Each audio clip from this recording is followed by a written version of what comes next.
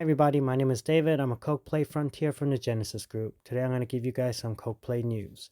Here we have Ukraine now. The whole world was shocked by Russia's unexpected invasion of Ukraine on February. Well, I think that's not really fair to say. It was kind of somewhat expected. Uh, you have President Biden, even though he gave the wrong date, was saying that Russia was planning to invade. South Korea actually was pulling out Korean citizens before the invasion. So yeah, some countries were expecting it, or at least considered it as a possibility. So I wouldn't say unexpected. But anyway, on February 24th, Russia concentrated large numbers of troops in Kyiv in protest of Ukraine's move to join NATO. Once again, I'm glad that KOK-PLAY is being, fair about this whole thing, where it's saying, why did Russia invade Ukraine? And it was because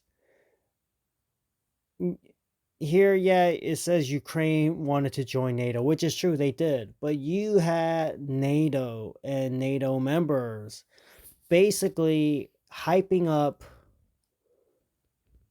Ukraine into making them believe that they could join NATO. So the Ukrainian President Zelensky, I mean, look, I've told you, and there's like videos of, Republicans and Democrats in America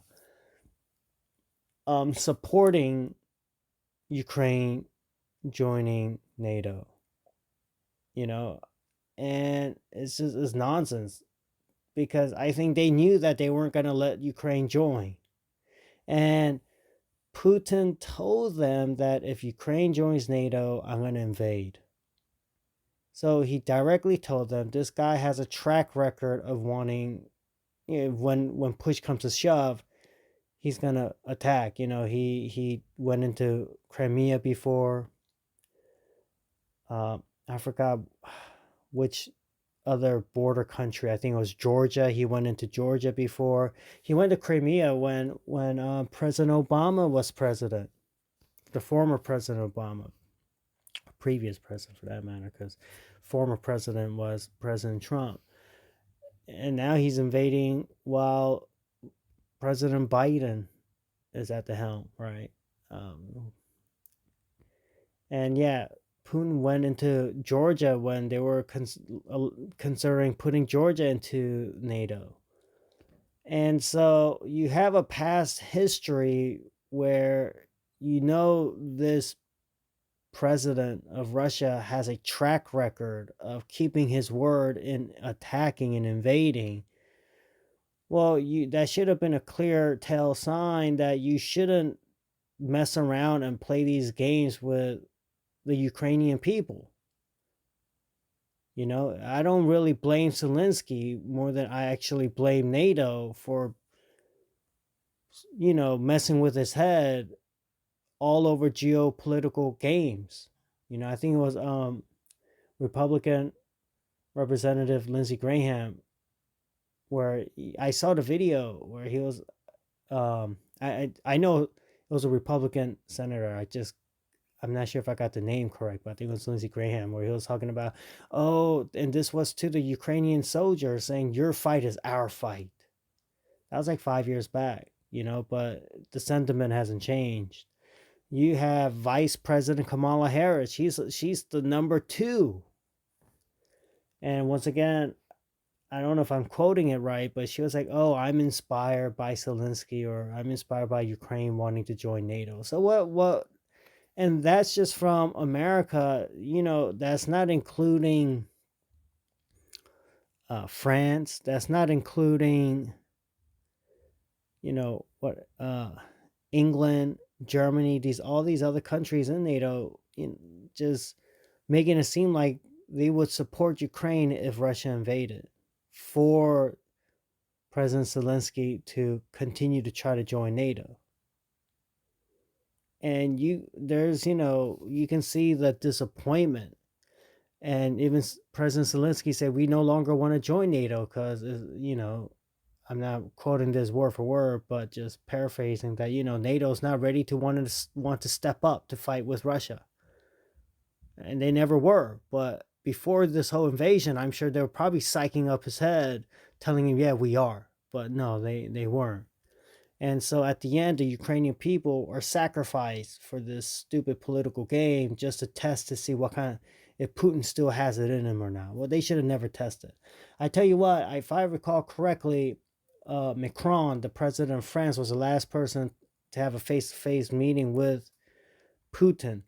And Putin said, "Yeah, you guys have a bigger army, but if we go to war, because we are the number one nuclear power, we're all going to lose." What is he saying? I'm going to shoot all my nukes at you. You're going to shoot your nukes at me. We're all going to die. We're all going to lose. Well, that should have been enough for Macron to just say, okay, if he's willing to say this to my face and he has a track record of invading countries, well, maybe this is a good time for me to just tell him, we're not going to accept Ukraine, don't worry, it's okay. There's no reason to be worried. NATO will not accept Ukraine. Try to cool it off to let him know that there's no reason to invade Ukraine. But no, Macron doesn't even do that. And that's why we have this invasion. Now, obviously, just because I'm saying all this doesn't mean I agree with President Putin's action. You can understand why someone did it. Doesn't mean you agree with what they're doing, So, however, like, there is no one person's all wrong. They're all wrong. The biggest victims are the Ukrainian people in all this, and even the Russian citizens. Even the Russian citizens, with all these sanctions and everything they're going through now. So, yeah, and not only are they all victims, technically all the citizens around the world, like you, me, wherever, whatever country you're in, we're all taking a hit.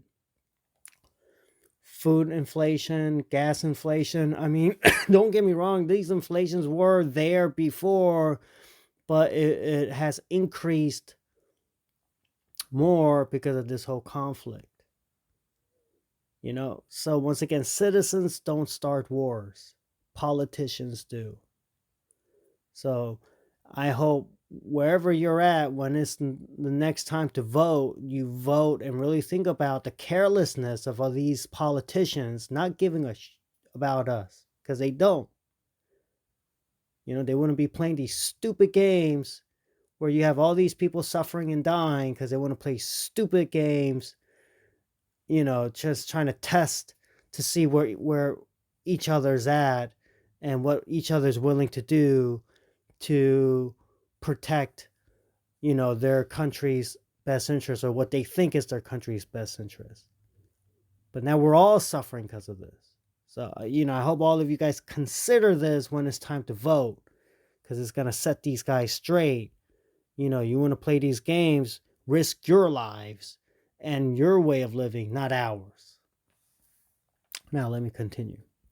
The war continues to this day, and countries around the world are pressuring Russia both diplomatically and economically to cease. With hopes that the war will soon come to an end, the episode of Wise Crypto Life will delve into how cryptocurrency affects the war and vice versa. Now, this whole thing is talk about how, Russia was kicked off the SWIFT system. And I can understand, once again, I understand why America took them off the SWIFT system. However, what's going to happen is you're going to speed up other countries working to not use the US dollar as the reserve currency. So we have what we call the BRIC countries, okay? The BRIC countries are Brazil, Russia, India, China, okay? Again, Brazil, Russia, India, China. These are big economies, advanced, lots of population. Remember, just China and India alone is like 25% of the world's population. And so they're all probably working together, especially China and Russia. And remember, when I say China, I don't really so think about the people, the government, the Chinese Communist Party, and Russia, and and India and Brazil are working together to trade and work around the SWIFT system, work around the US dollar. And that's why you have the OPEC countries, the Crown Prince of Saudi Arabia, really contemplating on, yeah, should I start taking Chinese yuan instead of the dollar to, for them to buy oil from me, right? And President Biden even called Saudi Arabia and these OPEC countries, and they're not even picking up the phone for him. They're not even picking up the phone for him.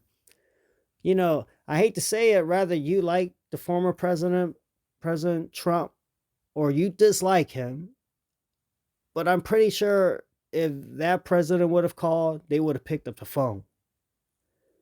But President Biden, rather you like him or dislike him, they don't even pick up the phone for him.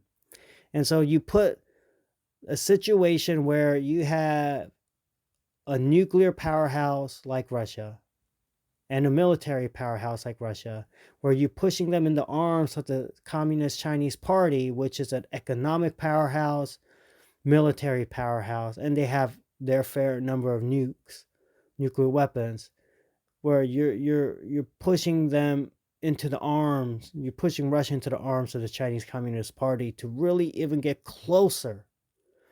And so, it's not a wise move. This was not a wise move on NATO. And really all you did is you further sped up the process of the US dollar no longer being the world reserve currency. Okay, world reserve currencies don't last forever. All right, the US dollar was not always the world reserve currency. Before that, you had the sterling, which is from England.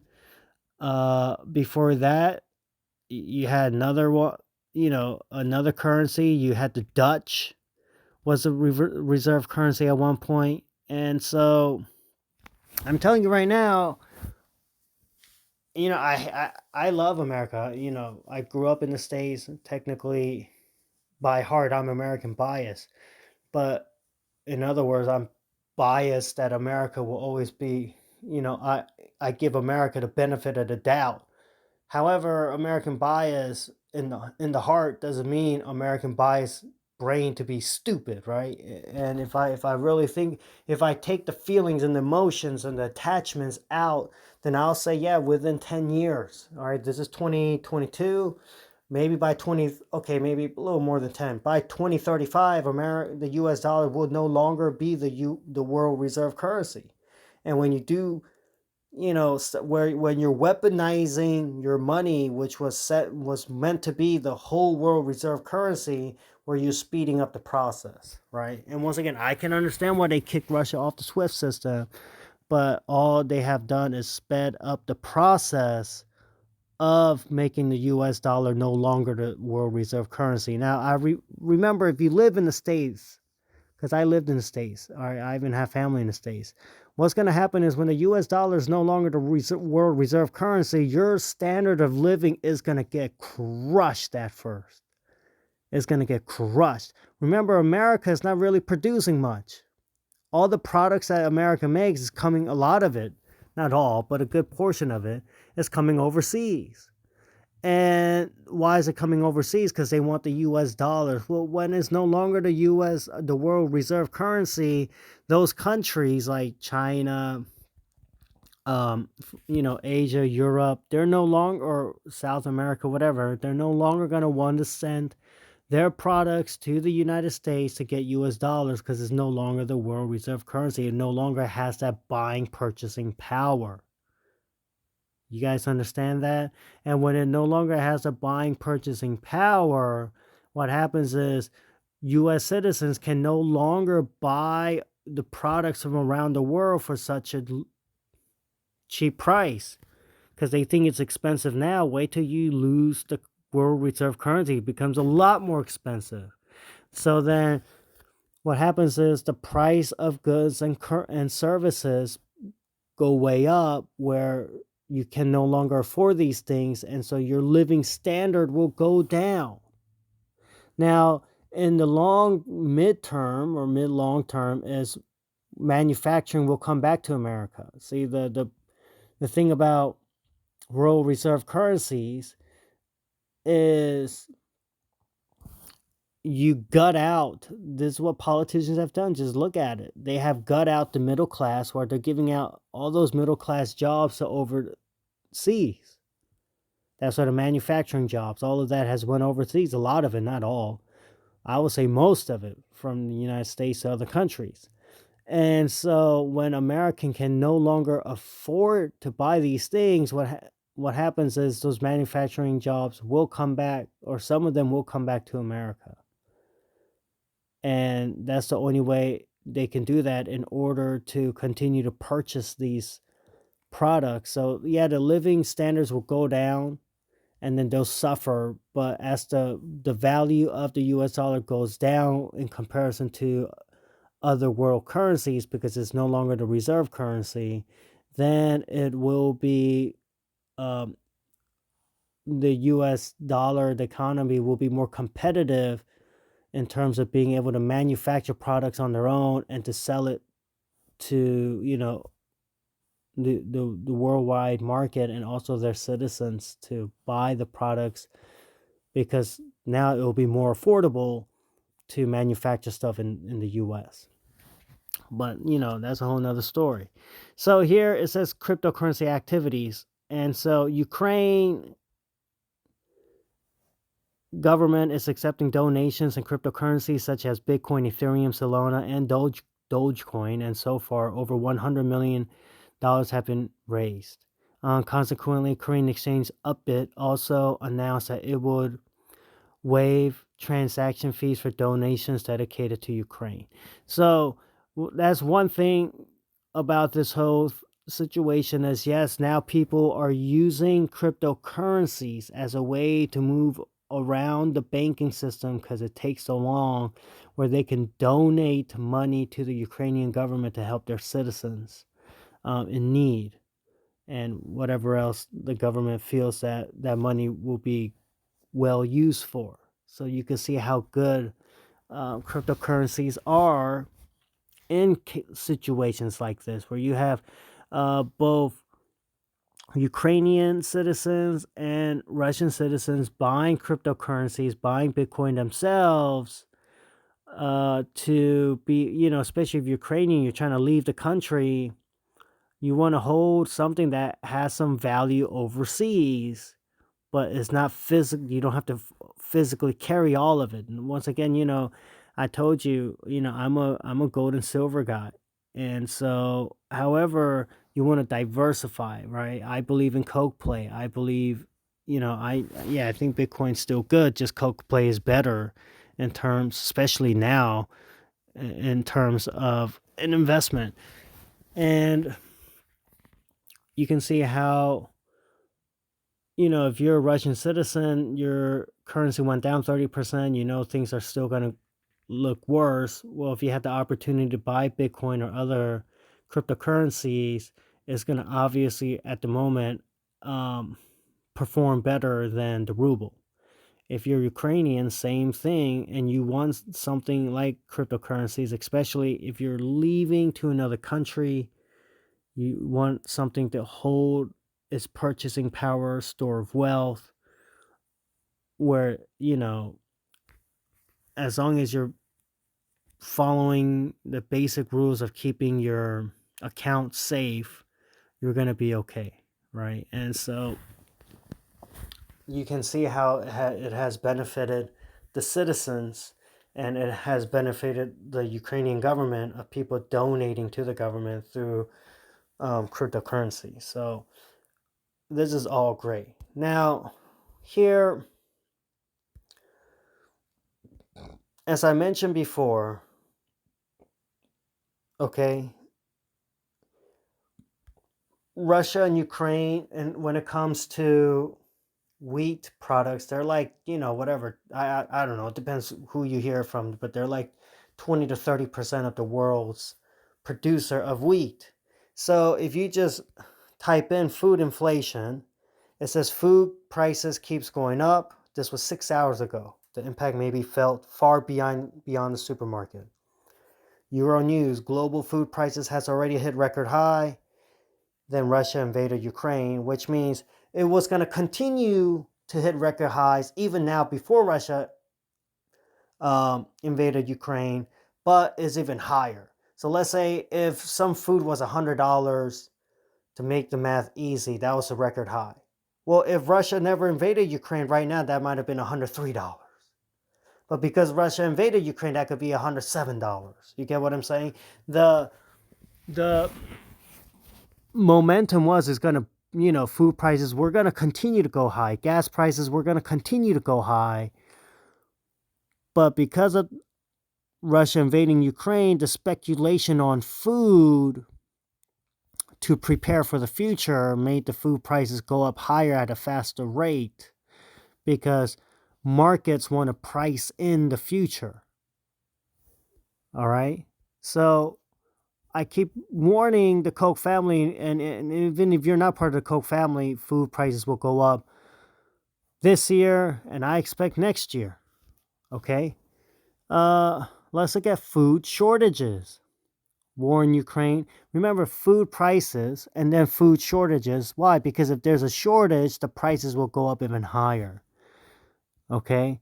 War in Ukraine sparks concern over worldwide food shortages. Yeah, especially in emerging markets. Okay, like Egypt and the other emerging markets. Okay, fertilizer prices hit new highs.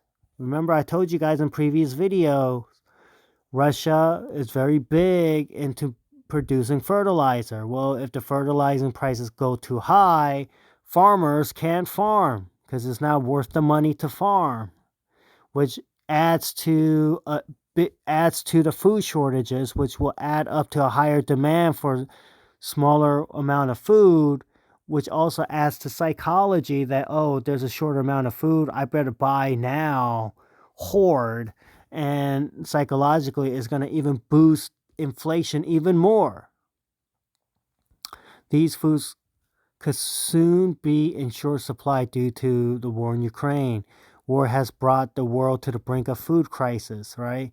And now it has definitely speed up. Remember, the trend is your friend, right? I've mentioned it many times before. The trend was you're going to have food inflation. The trend was you're going to have food shortages. It was already the trend before the invasion, but now it has, made it even worse. Okay. Here. And okay, I put it wrong. One reason for food price rises, right? You have countries hoarding food. Okay, China's been hoarding food way before even Russia invaded Ukraine. Here, I actually showed you guys this article back in December 23rd, 2021. This was last year about how China was hoarding food, or you could call it hoarder, or they were preparing. What were the Chinese Communist Party preparing for? Food shortage. This was last year. They were already preparing for a food shortage, and I was talking about that even last year, where they just made it worse. Okay, it's not like they didn't have the problems before. They already had the problems, but they were just making the problems even worse now. 8 days ago, Ukraine conflict prompts countries to hoard again. Look at 2020, they're talking about food shortages, hoarding, right? But now it's even worse, okay? World Bank, Malpass warns against hoarding, right? So, Koch family, I'm trying to tell y'all, you should prepare for this, okay? Better safe than sorry. Better safe than sorry, all right? And here I put in for next year. Worldwide supply chain shortages could persist until 2023. And this was written back in last year, November. And that's why if you look at some of my videos in the past, if you watch all of it, I was talking about things will, get worse all the way till 2023.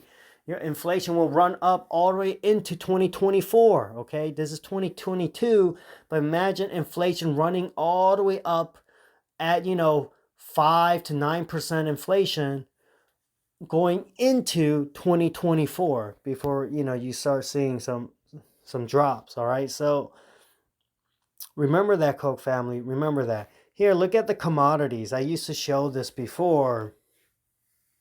This is loading. This is recent. Look at this. This is in 12 months. In 12 months, okay? Beverages up 32.9%. That's pretty much 33. Commodity price index 38.9, 39%. All right? Fuel index, okay? 73.63. Okay, commodities, food, and beverage index, 21.48%. This is all within 1 year. If we're in March, 2021 March, from 2021 March till now, it's 21%, 21.48% increase. Commodities, food price, 15.28%. All right, commodities, metals price, 21.77%. Come on now. Coal, South Africa, export price, 94%. Crude oil, 56.57%. Okay. Brent, 56.79%. Brent oil. Dubai. Okay. Crude oil from Dubai, 53.45%. Come on. Coke family, this is serious. Gasoline. Diesel. Diesel, 66%. Gasoline, 56.69%. Heating oil. Heating oil, 67.98%. And I'm pretty sure I made videos how gas energy prices, just heating up your home, all of that's going to cost more. All right, Russian natural gas, boom, 288.72%. Well, of course, especially what's going on. Coffee, 68.93. You notice where you live, coffee prices went up. There's a reason why. Okay, so you can see how, hey, ground nuts, peanut prices went down 21%. Yeah, we like peanuts. Yeah. Rubber went down 14.35%, but just look at aluminum, 50%, copper, base metals, Coke family, which means product prices will go up. Copper, 22.7% went up. Okay, iron ore went down. Lead, 15%, nickel, 25.15%, tin, 90%. Okay, inflation. Fertilizer, 66%. All right, so think about all of that. Superphosphate, 100%. Okay, I don't even know what urea or whatever that is, but look, you can see the trend is big inflation within 12 months. Let's look at inflation by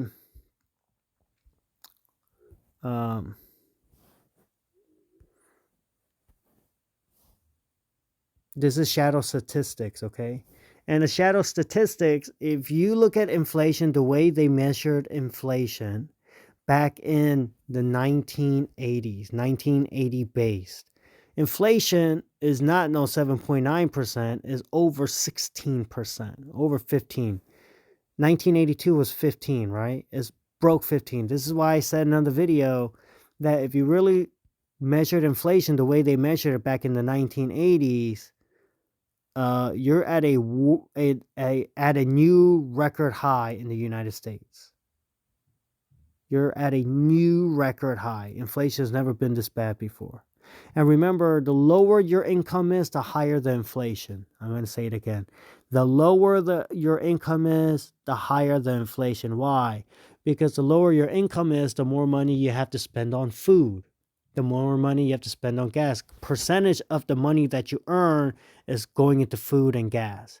And because the percentage of the food and gas is going up higher than just a little 7.9%, that means the lower your income is, the higher the inflation is to you as to someone who's making a high income, because the higher the income, the lower the inflation to you, because less percentage of the money that you're making goes into food and gas, where you could use that money into other services, or investing, or whatever the case is, where the inflation is less. You're hit less by the inflation of food and gas and other products that you need on a daily basis. So that's why lower the income, the higher you're hit, impacted by inflation. The more money you make, the lower you're impacted by inflation. Always keep that in mind. Um,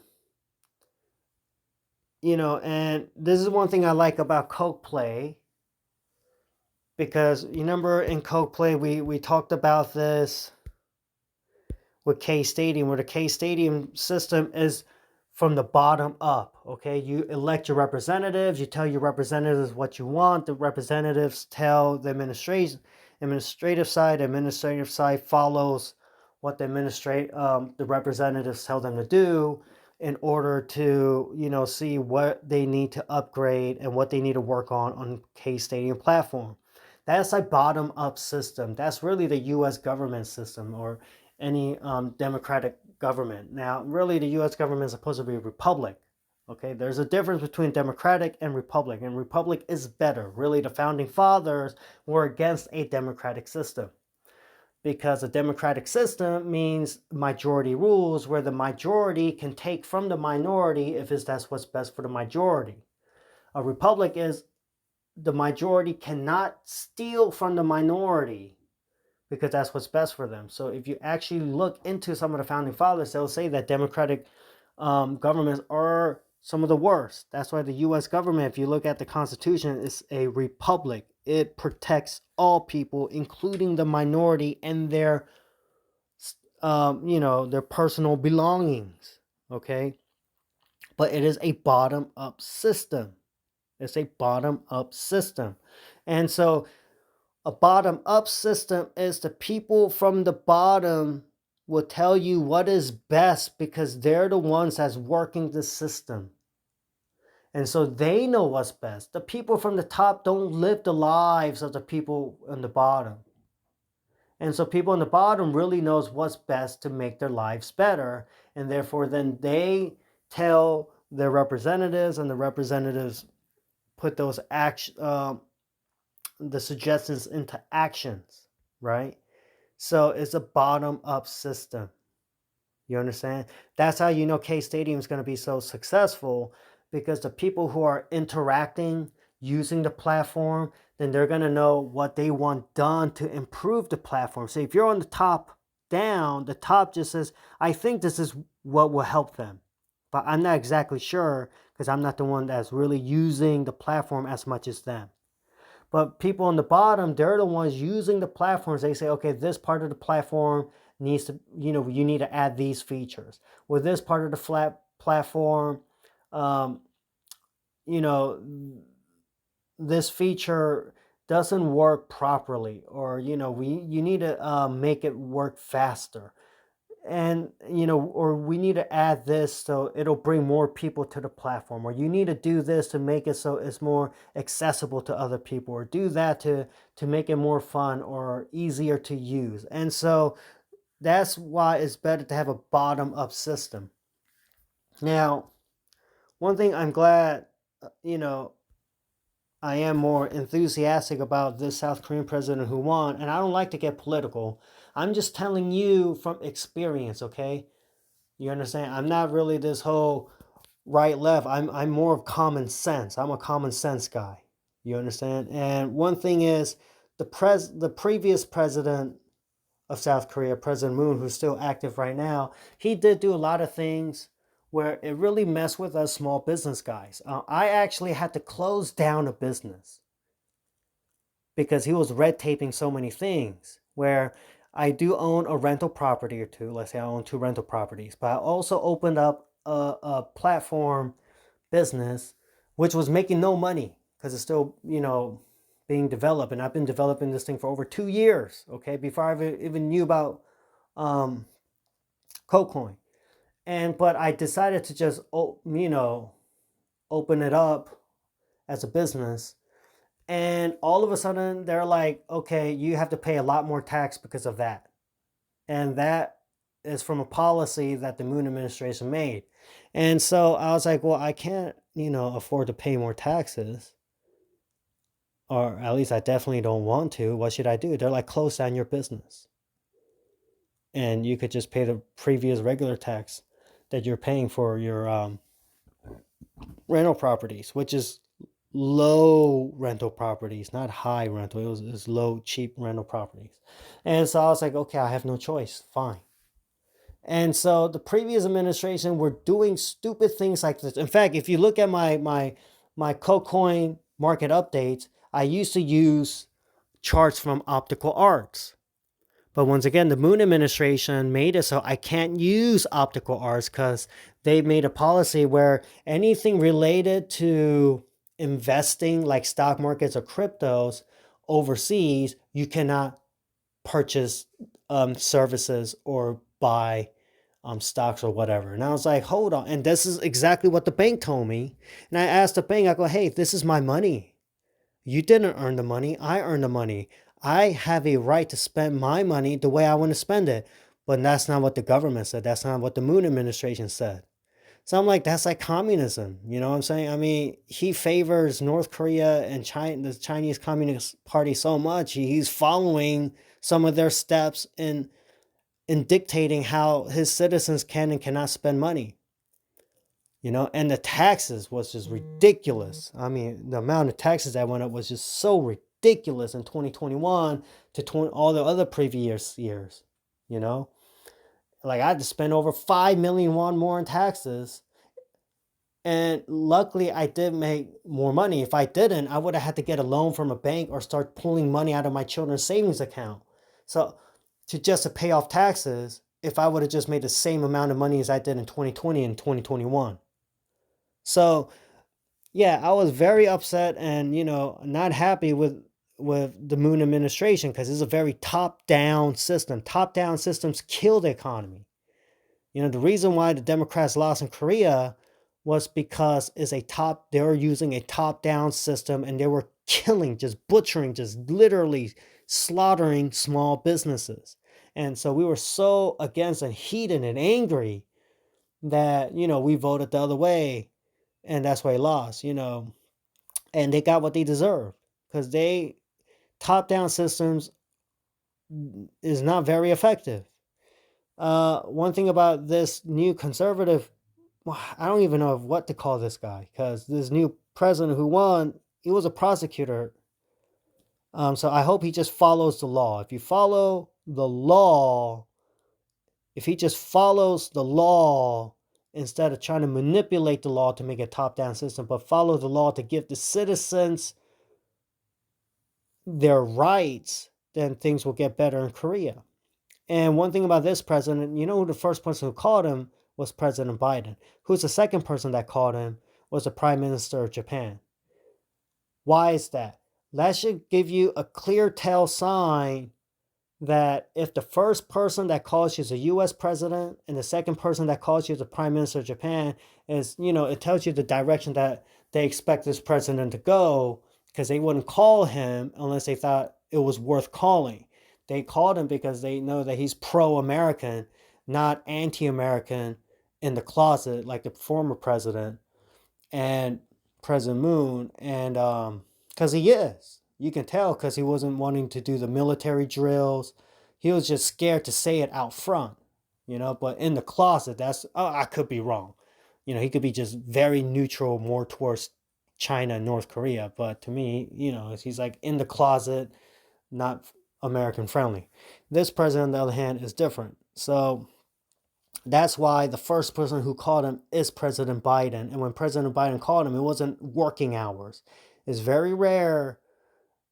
I don't know if it's very rare, but it's pretty rare for, presidents in the U.S.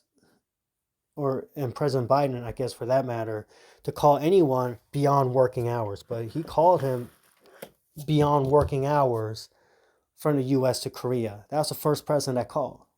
And Japan Prime Minister, I can't pronounce his name. Actually, I forgot his name. But the Prime Minister of Japan is the second person to call this president. When for 4 years, ties has just been terrible between Korea and Japan. And so, Yeah, do I think business is going to get much better, especially in the crypto world? Yeah, in South Korea it will, because you're looking at open, free society markets. Also, if I recall correctly, this President-elect Yoon has even made his own NFTs. So he's into the crypto space. He made his own NFTs. All right. Let me show you guys what I'm talking about. This is why it's good news for the crypto market, especially for KOK-PLAY. Here, President Yoon NFT. Yeah, there you go. South Korean presidential candidate issues over 22,000 NFTs. Hey, I didn't read the article, but it's a pretty good sign that, yeah, he's not going to be blocking cryptos, okay? The other president was, but not this president. So, and I hope he continues that way. Once again, I didn't want to get political, but actually that other president, and I didn't want to get political, especially before the elections, even though I should have, because of how much the Moon administration hurt me and people like me who just work our butts off, and they're just stealing everything and trying to make all these business red tapes to prevent us from being more productive. But I'm glad they lost. I'm not gonna lie. I'm just keeping it 100% with you guys. So I'm glad, But remember, just know that chances are this new president for South Korea is pro crypto. Okay. Busan, the mayor, is pro crypto, and that's good for KOK-PLAY because KOK-PLAY is from Korea, and so that's good for KOK-PLAY News. All right, so there you have it, everyone. Also, remember I told you about how in Korea people's life has gotten worse. I just check some of this out. You have a great work ethic. I know you're doing your best. 어깨를 조금 으쓱하면 The COVID-19 pandemic and the restrictions put in place to try and stop it have had a negative effect on people's quality of life in South Korea. There you go. COVID restrictions have put a negative effect on the quality of life. Remember, quality of life, when your quality of life goes down, your life expectancy goes down. You're going to live shorter lives. All these restrictions, once again, don't get me wrong, at first, I don't blame them. I can understand because you never know how deadly a disease is. So I think they did do the right thing. But after like a year, or maybe after 14 months, or maybe definitely after 16 months, they had the data. They should have known that the quality of life that they have ruined for the whole world killed more hours of life than the hours of life that they saved by putting all these restrictions. And that's just how I look at it. So anyway, everyone, please stay safe out there. Please pray for the Ukrainian citizens, including the Russian citizens, and everyone else too, because we're all taking a hit because of this. And pray that this conflict will be over soon. It's crazy. All right, everyone, please stay physically healthy. Take good care of yourselves. Okay, I love you guys. All right. If you're feeling depressed, you're feeling sad, leave a message. Leave a comment. If I have time, I'll reply back. I don't want none of y'all to be suicidal. All right. So please take good physical care of yourself. Prepare for higher inflation, food shortages, depending on where you live. And, please take good spiritual care of yourself, mental care of yourself, and all of that. Okay. Coke family, God bless y'all. Love you guys. And Coke on.